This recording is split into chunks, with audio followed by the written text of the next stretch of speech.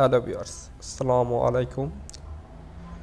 আদর্শ মৎস্য হ্যাচারি ও নার্সারি এবং আপনাদের সকলের প্রিয় মৎস্য বিষয়ক ইউটিউব চ্যানেল আদর্শ ফিশিং বিডির পক্ষ থেকে আপনাদের সকলকে জানাই আন্তরিক শুভেচ্ছা ও অভিনন্দন।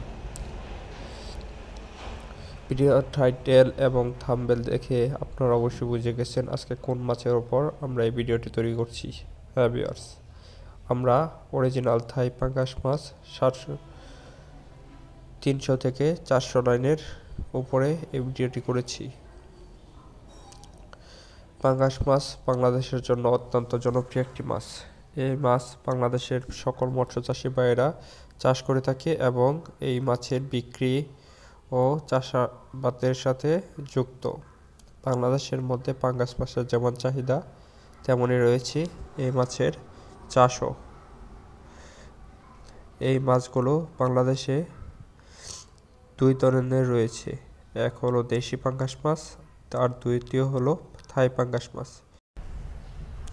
থাই পাঙ্গাস মাছগুলো যদি ভালোভাবে চাষ করা যায় এবং 6 থেকে 7 মাস চাষ করা যায়, এগুলো ওজন এবং আকৃতি অত্যন্ত বড় হয়। 6 থেকে 7 মাস চাষ করলে এটির ওজন প্রায় 8 থেকে 9 কেজি ধারণ করে, যা একটি বিশাল বড় একটি মাছ আকৃতি ধারণ করে। এছাড়া দেশি পাঙ্গাস মাছ আকৃতি একটু ছোট হয় এবং এই মাছগুলো সচরাচর ছোট আকৃতির হওয়ায় চাষাবাদ করা লাভজনক নয়। তাই আমি বলবো থাই পাঙ্গাস মাছ চাষ করে আপনারা লাভের মুখ দেখতে পারেন।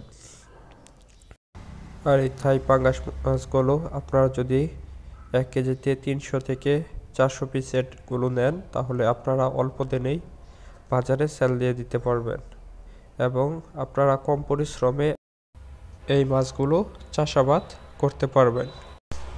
আমরা এই মাছগুলোকে নেট দিয়ে তুলে একটি হাউজে রাখছি বিক্রি করার জন্য এবং এখান থেকে আমরা আমাদের ক্রেতাদের কাছে সেল দিয়ে দেব। আর আপনারা যদি কেউ এই মাছের পোনাগুলো সংগ্রহ করতে চান, তাহলে আমাদের সাথে যোগাযোগ করতে পারেন। আমাদের ঠিকানা ধলা ত্রিশাল, ময়মনসিংহ।